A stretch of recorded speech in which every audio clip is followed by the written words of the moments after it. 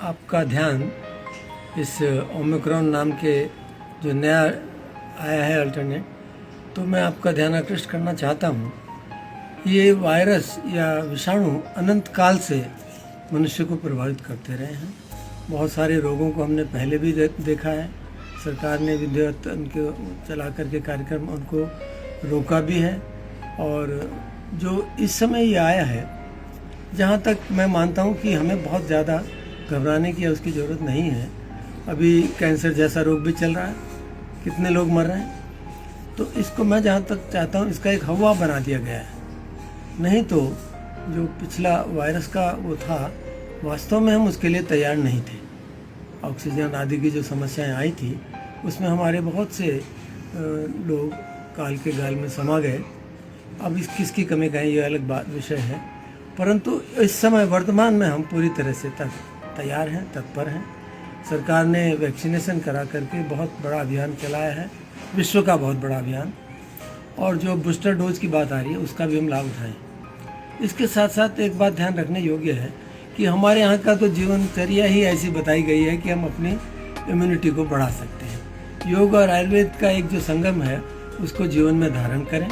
और मैं आपको विश्वास दिला सकता हूँ, मैं स्वयं 77वें साल में जा रहा हूँ। मैं खुद उन सब परिस्थितियों से गुजरता हूँ, लोगों से मिलता हूँ, लेकिन पूरी सावधानी बरतता हूँ। हमने बहुत सारे इसके लिए औषधियों का निर्माण भी किया है, और जो अत्यंत लाभकारी हैं। तो कहने का मतलब ये हुआ कि ऐसा जो हवा फैलाया गया, उसमें जिसे कहेंगे ना कि घबराने की आवश्यकता नहीं है। हमें तत्पर ये रहना है कि हम उससे बचाव की तैयारी रखें। मास्क आदि का यथा समय प्रयोग करें, जब बाहर निकलें, घर में भी करें जब फैला हुआ हो रोग। इसके अतिरिक्त हम हवन यज्ञ के ऊपर बहुत ध्यान दें। हमारे प्राचीन काल में बड़े बड़े यज्ञ जो हवन हुआ करते थे, उनका उद्देश्य यही था कि जो वायरस है, बैक्टीरिया है, उसको बाहर के वायुमंडल में पहुंचा देना, जहां वो नष्ट हो जाएगा। ये प्रक्रियाएं हम छोड़ चुके हैं, इसीलिए हमको और ज़्यादा हमें इसमें यानी इनका जो प्रभाव है और ज़्यादा हो रहा है। हमने एक यज्ञ कुंड बनाया, पूरे मोहल्ले में उसे घुमाया। लौंग, इलायची, दालचीनी, हवन सामग्री सब उसमें डाला। और मैं समझता हूँ कि हमारे इस एरिया में कोई भी केस कोरोना का नहीं हुआ। अगर हुआ तो हल्का फुल्का हुआ, और वो तो औषधि चिकित्सा से ठीक हो गए। तो ये बड़े उसका विषय है कि कोई भी मृत्यु यहाँ कोरोना से नहीं हुई, जबकि बहुत पूरे देश में भयंकर उस समय स्थिति थी। अब ओमिक्रॉन के बारे में जहाँ तक कहना है, ये उसका अल्टरनेट है। ये सब जो मॉडिफाई होते रहते हैं वायरस, और ये अपने आप को उस वातावरण से ऐसा बना लेते हैं कि वो दूसरा रूप उसका ले लेते हैं, जिसे अक्सर राक्षस और भूत कहते हैं। ये वही है देखा जाए तो। आयुर्वेद में जो 8वां अंग है, आयुर्वेद में भूत विद्या, ये सब उसी के अंग हैं। और हमें इनका अध्ययन करना चाहिए। हमें शरीर को इतना तैयार कर देना चाहिए कि इनका प्रभाव ही ना हो। मैं बताता हूँ कि जो मैंने औषधि बनाई है, मैं उसका प्रयोग करता हूँ। मैं अभी लखनऊ गया, दिल्ली गया, और हापुड़ गया, जयपुर गया, लेकिन मैंने बचाव पूरा रखा और लोगों को भी समझाया कि घबराने की कोई आवश्यकता नहीं है। आप बचाव रखिए, आपको कोई ये हानि नहीं कर पाएगा। अपनी इम्यूनिटी को च्यवनप्राश या जितने औषध द्रव्य हैं, त्रिफला और जितने अश्वगंधा, इनके द्वारा इतनी मजबूत बना लें कि ये प्रभाव ही ना कर सके। अब ये देखिए, ओमिक्रॉन तो है ही, लेकिन अभी हजारों लाखों बैक्टीरिया हैं और वायरस हैं और फंगल डिजीज हैं जो कि वायुमंडल में मंडरा रही हैं। हम उनसे भी तो बचाव करते हैं। हम मुंह पे कपड़ा ढकते हैं जब धूल होती है। तो उस प्रक्रिया को हम अपनाएं और अपनी दैनिक चर्या का उसको हिस्सा बना लें। उसको किसी को सिखाना ना पड़े, समझाना ना पड़े, वो तो हमें स्वाभाविक, जैसे हम नित्य अपने दांतों की रक्षा करते हैं, आँखों को धोते हैं, उसी तरह हम कोरोना के लिए भी अपने आप को तैयार रखें। तो मैं समझता हूँ कि कोई भी जरा भी घबराने की आवश्यकता नहीं है। और हम ऐसी दिनचर्या बना लें, अपनी प्राणायाम को पूरा ध्यान दें, लंग्स को इतना मजबूत कर लें, अनुलोम विलोम आदि के जो प्रक्रियाएं हैं उनके द्वारा, कि वो प्रभाव ही ना कर सके। आपके मजबूत लंग्स से उसको बाहर फेंक देंगे, गले से ही उसको बाहर फेंका जा सकता है, क्योंकि वो एक वो तो है नहीं, वो तो बहुत हल्का है जीवाणु, जितने भी विषाणु हैं।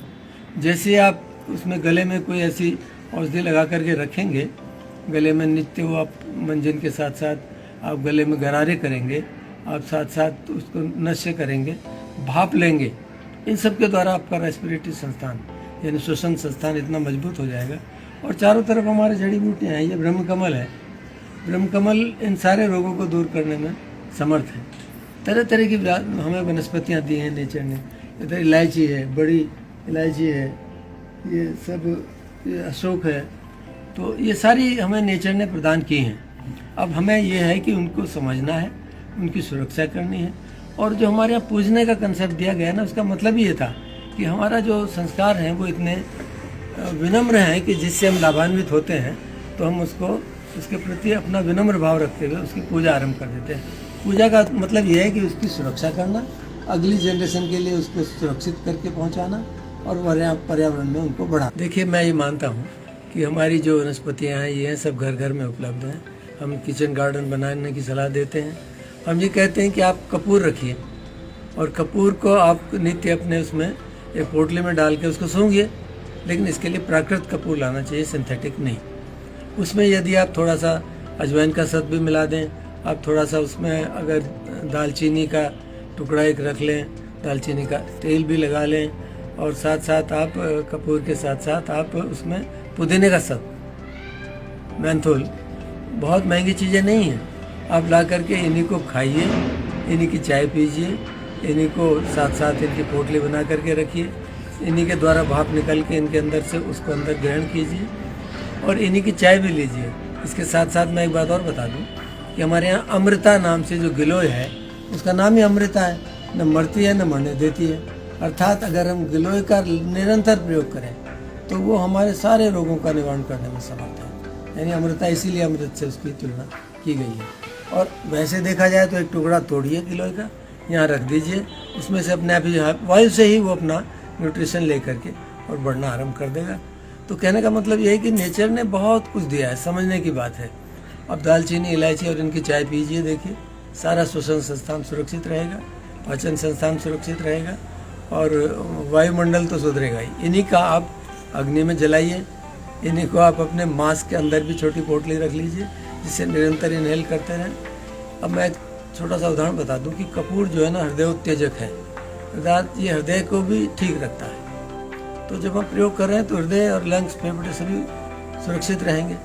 तो छोटी छोटी चीज़ें हैं इसमें। वहाँ जो आजकल काली मिर्च का और उनका जो प्रयोग हुआ लेमन ग्रास का, उसका उद्देश्य यही है कि जो लेमन ग्रास है वो पसीना ला करके बुखार को उतारता है, और अगर हम उसको वैसे ले रहे हैं तो वो शरीर को सुरक्षा प्रदान करता है, लंग्स को मजबूत करता है। कोई महंगी चीज़ नहीं है, सिंपल वाटिका में लगाइए 4 टुकड़े और अपने आप निरंतर उसकी चाय पीजिए। तो कहने का मतलब ये है कि हम अपने स्थान पर ऐसी चीज़ें प्राप्त कर सकते हैं और उनसे लाभान्वित हो सकते हैं। हाँ, च्यवनप्राश उनका रोल तो है ही, उसमें निरंतर हमें उनका प्रयोग करते रहना चाहिए। चिकित्सक की सलाह लेकर के अपनी इम्यूनिटी को बढ़ाने के लिए और बहुत सारी वस्तुएं हैं, द्रव्य हैं, औषधियाँ हैं, उनका प्रयोग करते रहना चाहिए। इसमें लालच इसलिए नहीं करना चाहिए कि बाद में जो रोग होगा, बचाव में हम बहुत सस्ते में बच जाएंगे, लेकिन रोग जब हो जाएगा तो फिर तो कठिनाई ही कठिनाई है। अतः मैं सभी से ये विनम्र निवेदन करता हूँ कि इन चीज़ों को सीखिए। हमारी संस्था भी आपको सहयोग करेगी, परिपाटी न्यूज़ आपको सहयोग करेगी, जिससे आप निरंतर अपने स्वास्थ्य को सुरक्षित रख सकें और कोरोना ही नहीं, सैकड़ों और रोगों से भी बच सकते हैं। मैं आपको जो ये मैं कार्य कर रहा हूँ, इसके पीछे बहुत बड़ा योगदान मेरे परिवार का है। मेरे पिताजी स्वतंत्रता सेनानी थे, अंग्रेजों को भारत से भगाने में उनका बहुत बड़ा योगदान रहा। जेलों में रहे नियंत्रणा सही, और उसके पश्चात उन्होंने हम लोगों को इतना शिक्षा, चिकित्सक थे वो, तो हम लोगों को उन्हीं से ये सब गुण मिले हैं। और जो सामाजिक उसका स्वरूप वो ये है कि हम अपने लिए तो जीते ही हैं, अगर हम समाज के लिए जीना शुरू करते हैं तो एक स्वस्थ समाज हमें मिलेगा।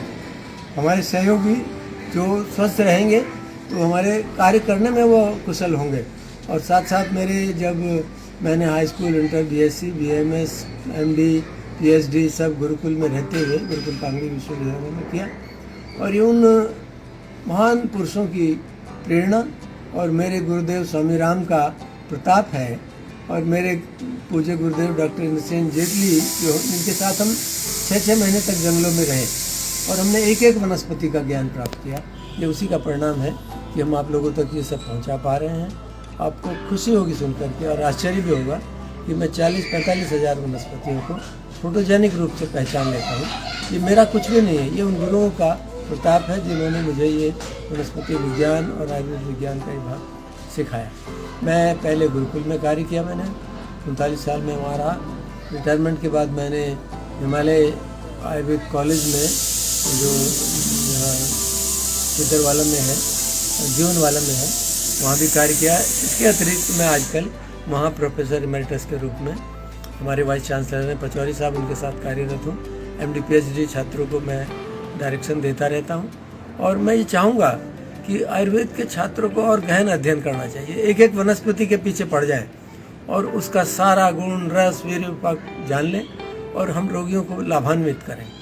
हम आधुनिक चिकित्सा के विरोधी नहीं हैं, क्योंकि उन्होंने भी बहुत सारे अनुदान हमको प्राप्त किए कराए हैं, तो हमें जहाँ उनकी आवश्यकता उनका प्रयोग करें, लेकिन अपनी पद्धति पर हम गौरवान्वित हों और उसका निरंतर प्रयोग करें और उसको और गहराई में जाएं, अध्ययन करें। ये नकली रिसर्च ना करें, रिसर्च करें तो ऐसे करें कि जो विश्व में उसका प्रचार प्रसार हो।